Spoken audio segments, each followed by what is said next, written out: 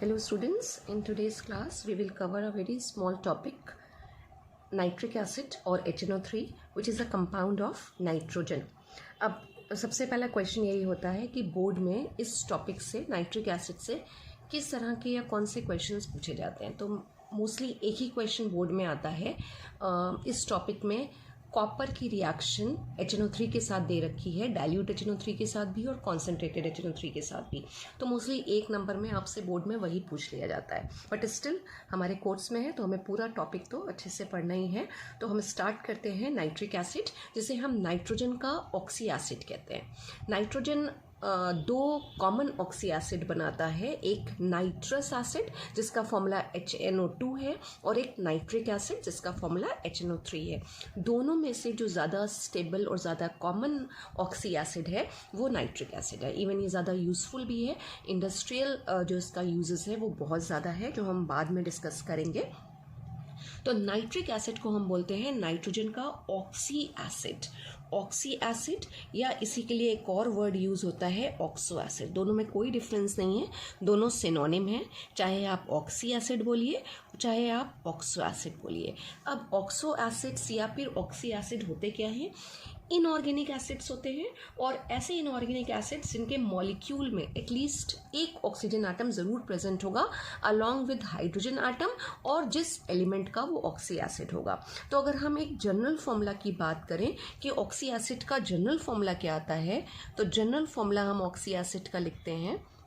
General formula is, ये कोई भी एलिमेंट हो सकता है जिसका पर्टिकुलर ऑक्सी एसिड होगा, एक ऑक्सीजन एटम और एक हाइड्रोजन एटम आएगा। इनफैक्ट जो हाइड्रोजन एटम होगा वो ऑक्सीजन एटम के थ्रू ही सेंट्रल एटम के साथ बाइंड होगा, तभी ये जो H है ये यहाँ से रिलीज होगा, एसिडिक हाइड्रोजन होगा, बॉन्ड ब्रेक होगी और एसिड की तरह बिहेव करेगा, यानी H+ डोनेट करेगा। तो एक ऑक्सी एसिड का जनरल फॉर्मूला है XOH। नाइट्रिक एसिड अगर हमें प्रिपेयर करना हो तो हमारे पास कौन कौन से मेथड्स हैं? तो जो लैब मेथड है वो है कि अगर हम सोडियम नाइट्रेट या पोटेशियम नाइट्रेट को कॉन्सेंट्रेटेड सल्फ्यूरिक एसिड के साथ हीट करें तो नाइट्रिक एसिड प्रोड्यूस होता है। सोडियम नाइट्रेट NaNO3, इसको अगर हम कॉन्सेंट्रेटेड सल्फ्यूरिक एसिड के साथ हीट कर रहे हैं वी विल गेट HNO3, और साथ में क्या आ जाएगा? NaHSO4, sodium bisulphate plus nitric acid. यही सेम रिएक्शन KNO3 के साथ भी आएगी। इस रिएक्शन को परफॉर्म करने में प्रॉब्लम क्या आती है कि जो नाइट्रेट के सॉल्ट्स हैं वो इजीली अवेलेबल नहीं होते हैं। नाइट्रेट के सॉल्ट्स एक्सप्लोजिव की तरह यूज़ होते हैं, चाहे NaNO3 हो जिसे हम बोलते हैं चिले सॉल्ट पीटर, और चाहे KNO3 हो जो इंडियन सॉल्ट पीटर कहलाता है, और ये सब एक्सप्लोजिव बनाने में यूज़ होते हैं, इसलिए ईजिली अवेलेबल नहीं होते हैं। HNO3 बनाने के लिए जो कॉमन इंडस्ट्रियल मेथड है वो एक नेम मेथड है, और वो मेथड है ओसवाल्ड प्रोसेस, OST, WALD और apostrophe S, Oswald, T silent है, ओसवाल्ड प्रोसेस। और ओसवाल्ड प्रोसेस लार्ज स्केल पे HNO3 बनाने के लिए यूज़ किया जाता है। ये मेथड साइंटिस्ट के नाम पे है, विल्हेम ओसवाल्ड, और इस मेथड से नाइट्रिक एसिड बनाने के लिए जो रॉ मटेरियल यूज़ होता है वो है अमोनिया। अमोनिया का एयर ऑक्सीडेशन करते हैं कैटलिस्ट के प्रेजेंस में, और जो हमें पहले प्रोडक्ट मिलता है वो होता है NO। NO means nitric oxide. Nitric oxide का फर्दर ऑक्सीडेशन करने से हमें नाइट्रोजन डाइऑक्साइड मिलेगा NO2, और NO2 को वाटर के साथ ट्रीट कराने पे हमें HNO3 मिलता है। तो इस पूरे प्रोसेस की हम रिएक्शंस लिख लेते हैं। So these are the reactions through which we can form HNO3 by the oxidation of ammonia. Ammonia को पहले हम ऑक्सीजन के साथ, यानी कि जो एयर में, एटमॉस्फेयर में ऑक्सीजन प्रेजेंट है उसके साथ ट्रीट करा रहे हैं in presence of catalyst. Platinum या रोडियम ले रहे हैं, वी आर गेटिंग NO, और प्लस 6H2O जो हाइड्रोजन और ऑक्सीजन है उसको हमने बैलेंस कर दिया। फिर NO का ऑक्सीडेशन कराने से नाइट्रोजन डाइऑक्साइड आ रही है, और नाइट्रोजन डाइऑक्साइड को अगर हम वाटर में एब्जॉर्ब करा रहे हैं तो we are getting HNO3, aqueous HNO3 मिल रहा है, यानी कि डाइल्यूट HNO3 मिलता है। और अगर हम इसकी कंसंट्रेशन की बात करें तो 50 to 60% कॉन्सेंट्रेटेड HNO3 ये है। फर्दर अगर हमें और कॉन्सेंट्रेटेड HNO3 ऑब्टेन करना है तो हम डिस्टिलेशन का प्रोसेस कर सकते हैं। डिस्टिलेशन के प्रोसेस से इसमें से वाटर एलिमिनेट होगा, वाटर रिमूव होगा। डिस्टिलेशन इज फ्रैक्शनल डिस्टिलेशन, और वो तब किया जाता है जब दो लिक्विड के बॉइलिंग पॉइंट में डिफरेंस हो। तो हम फर्दर इसका अगर डिस्टिलेशन करें तो we will get 68% concentrated HNO3। 98% concentrated HNO3 obtain करने के लिए हम इसी HNO3 को कॉन्सेंट्रेटेड सल्फ्यूरिक एसिड, जिसे हम डिहाइड्रेटिंग एजेंट भी कहते हैं, उसके साथ डिहाइड्रेट करते हैं, वाटर को एलिमिनेट करते हैं, और 98% तक कॉन्सेंट्रेटेड HNO3 हमें मिल जाता है। तो these are the 3 reactions, 3 step जो ओसवाल्ड प्रोसेस के प्रिंसिपल में इन्वॉल्व है। नाइट्रिक एसिड में एक टर्म हमारे पास और है, fuming nitric acid. Fuming nitric acid क्या है? जब कॉन्सेंट्रेटेड HNO3 में NO2 नाइट्रोजन डाइऑक्साइड डिजोल्व हो जाती है तो उस कॉम्बिनेशन को हम बोलते हैं फ्यूमिंग नाइट्रिक एसिड, और इसका जो कलर होता है ये येलोइश या ब्राउनिश होता है। बेसिकली HNO3 जो है वो भी येलो कलरेशन एक्वायर कर लेता है अगर हम उसको छोड़ दें सनलाइट में। सनलाइट से वो डिकम्पोज होता है, और डिकम्पोज होकर वो नाइट्रोजन डाइऑक्साइड लिबरेट करता है, और नाइट्रोजन डाइऑक्साइड और कॉन्सेंट्रेटेड HNO3 का combination is called fuming HNO3। Higher classes में भी आप फ्यूमिंग HNO3 यूज़ करेंगे, जिसको यूज़ करने के लिए अलग से लैब्स होती हैं, अलग एक चेम्बर बना होता है जहाँ पे आप फ्यूमिंग नाइट्रिक एसिड को यूज़ करेंगे, क्योंकि अगर इसको हम इनहेल करते हैं तो ये हमारे रेस्पिरेटरी सिस्टम के लिए बहुत हार्मफुल है। तो इसको जब भी यूज़ करना होता है हायर क्लासेस में केमिस्ट्री लैब में तो बहुत केयरफुली यूज़ करवाया जाता है। नाइट्रिक एसिड की अगर हम प्रॉपर्टीज़ की बात करें तो कलरलेस लिक्विड होता है। हमारे लिए जो इसकी इंपॉर्टेंट प्रॉपर्टी है जो यूजुअली एग्जाम में पूछ ली जाती है वो इसका ऑक्सीडाइजिंग नेचर है। कॉन्सेंट्रेटेड नाइट्रिक एसिड को हम बोलते हैं कि एक स्ट्रॉन्ग ऑक्सीडाइजिंग एजेंट होता है, और अगर हम नोबल मेटल्स को छोड़ दें, गोल्ड और प्लैटिनम को छोड़ दें, तो ये ऑलमोस्ट हर मेटल के साथ रिएक्ट कर जाता है।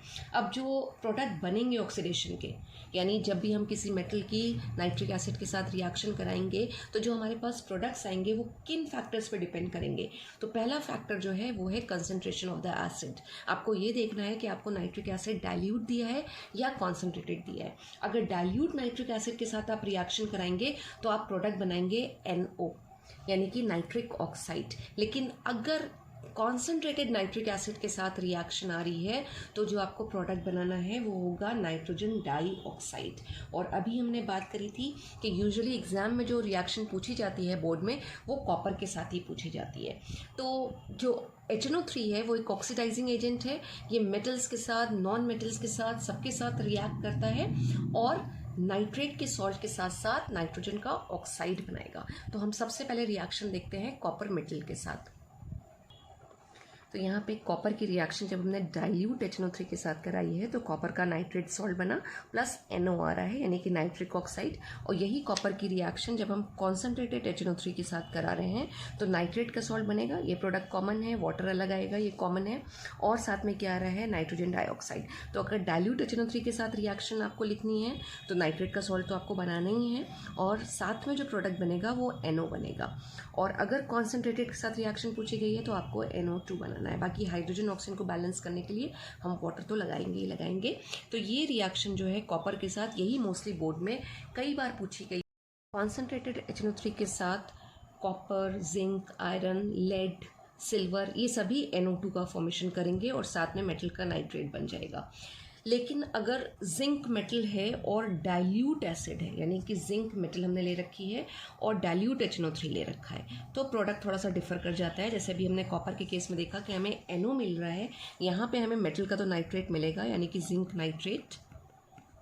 नाइट्रेट आ जाएगा, प्लस अभी हमें यहाँ पे NO नहीं मिलेगा, we will get another oxide and it is N2O। Iron और जिंक के साथ, चाहे यहाँ पे हम जिंक लें या फिर हम आयरन लें, अभी हमें जो ऑक्साइड मिलेगा वो N2O होगा, प्लस आ जाएगा H2O।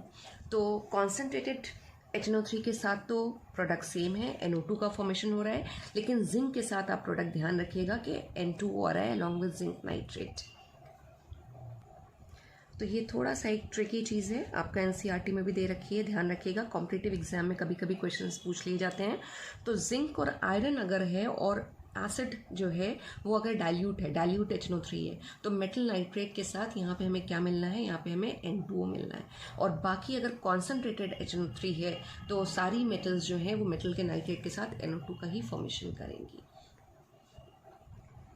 HNO3 मेटल्स के साथ साथ नॉन मेटल्स को भी ऑक्सीडाइज करता है। अगर हमारे पास आयोडीन है तो आयोडीन HNO3 के थ्रू ऑक्सीडाइज होगा और बनाएगा hydro iodic acid HiO3 plus साथ में हमारे पास क्या प्रोडक्ट रहेंगे, NO2 प्लस H2। और यही अगर हमारे पास कार्बन है तो कार्बन किस में कन्वर्ट हो जाएगा, कार्बन डाइऑक्साइड में। जब ऑक्सीडाइज होगा तो कार्बन का ऑक्साइड बनेगा यानी कि CO2। अगेन बाकी के प्रोडक्ट्स क्या होंगे, NO2 प्लस H2O। यही अगर हमारे पास फॉस्फोरस है P4 और उसको अगर हम HNO3 के थ्रू ऑक्सीडाइज कराएं तो हमारे पास फॉस्फोरस का ऑक्सी एसिड आ जाएगा, ऑर्थोफॉस्फोरिक एसिड, या फिर जिसे हम बोलते हैं phosphoric acid H3PO4। And again बाकी के दोनों प्रोडक्ट कांस्टेंट या सेम रहेंगे, NO2 प्लस H2O। सल्फर होगा तो वो सल्फ्यूरिक एसिड में कन्वर्ट हो जाएगा। तो HNO3 मेटल्स के साथ साथ नॉन मेटल्स को भी ऑक्सीडाइज करती है। तो ये जो सारी HNO3 की इम्पॉर्टेंट रिएक्शन है। अब एक नाइट्रेट आयंस के लिए हम लैब टेस्ट और करते हैं, जो ब्राउन रिंग टेस्ट है।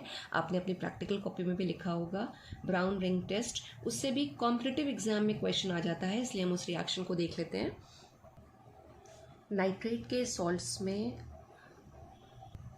नाइट्रेट आयन की प्रेजेंस को डिटेक्ट करने के लिए लैब में ब्राउन रिंग टेस्ट किया जाता है। इस टेस्ट में क्या करते हैं कि जो भी हमें नाइट्रेट का सॉल्ट मिला है उसमें फ्रेशली प्रिपेयर्ड फेरस सल्फेट डालते हैं। फेरस सल्फेट यानी Fe2+ के फॉर्म में होगा और सॉल्ट से हमारे पास नाइट्रेट आयन आएंगे और कॉन्सेंट्रेटेड सल्फ्यूरिक एसिड डालेंगे जिससे हमारे पास H+ आयन्स आएंगे। तो ये जो है Fe2+ आप देख सकते हो किस में कन्वर्ट हो रहा है, Fe3+ में खुद ऑक्सीडाइज हो रहा है और नाइट्रेट को क्या करता है, रिड्यूस कर देता है किसमें, NO में। अब ये NO जो है इसी आयरन के कॉम्प्लेक्स के साथ हेक्सा एक्वो आयरन 2 के साथ रिएक्ट करता है और एक ब्राउन कलर का कॉम्प्लेक्स बनाता है। ये ब्राउन कलर का कॉम्प्लेक्स बनेगा, ब्राउन कलर कॉम्प्लेक्स।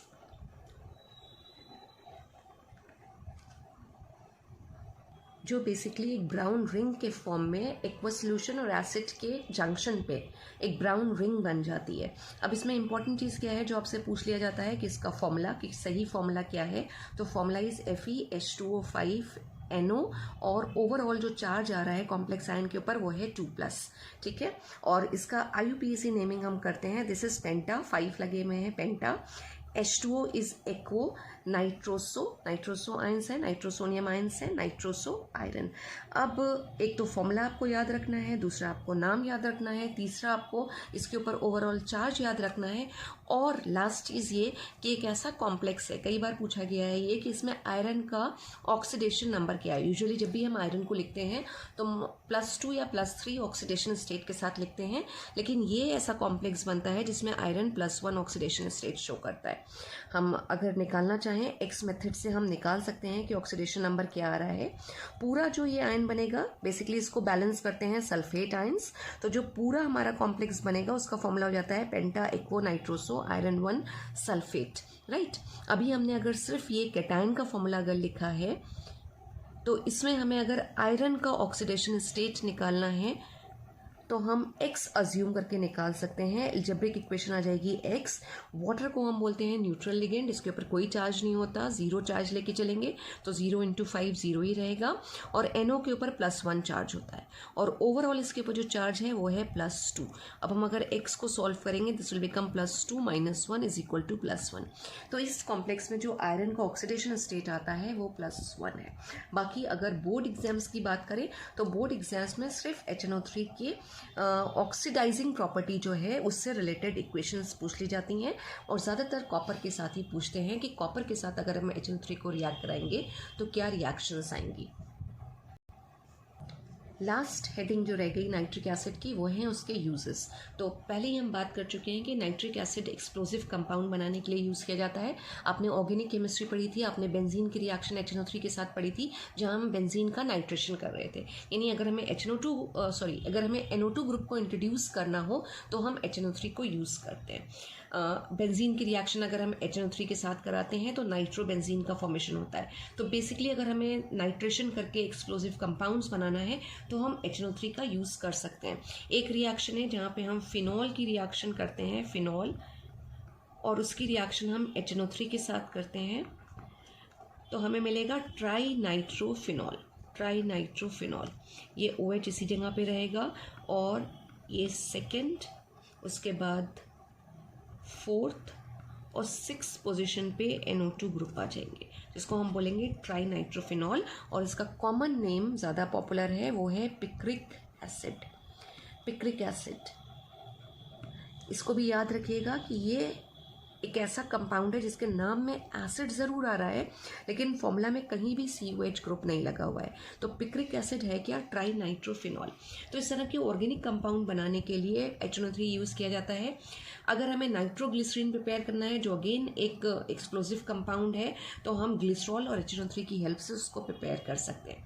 प्रोटीन के साथ भी HNO3 रिएक्ट करता है। अगर हमारी स्किन के कांटेक्ट में HNO3 आएगा तो जो स्किन है, क्योंकि स्किन में प्रोटीन प्रेजेंट है, स्किन जो है वो येलो कलर की हो जाती है। और वो येलो कलरेशन क्यों आता है? क्योंकि एक येलो कलर का नाइट्रो कंपाउंड बन जाता है जिसे हम बोलते हैं ज़ैंथोप्रोटीन। तो प्रोटीन के साथ HNO3 रिएक्ट करके ज़ैंथोप्रोटीन्स का फॉर्मेशन करता है। तो these all are the uses of nitric acid. Thank you so much students.